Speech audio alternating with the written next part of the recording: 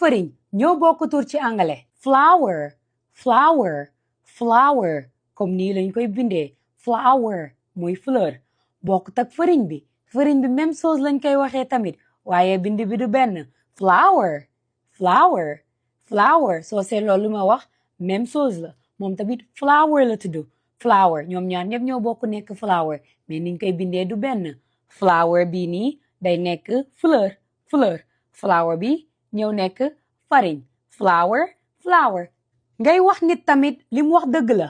ak ni ñuy waxee bind même chose la ci anglais même waxin la waaye moom it bindin bi du benn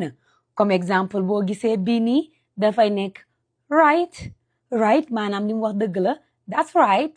right dëgg la ñëwaat fii nii ne right mais right bii nii day tekki bind soo seetloo nuñ la ñuy bindee duñ benn mais ñoom ñaar ñëpp nuñ koy waxee même chose la right that's right wala nga ne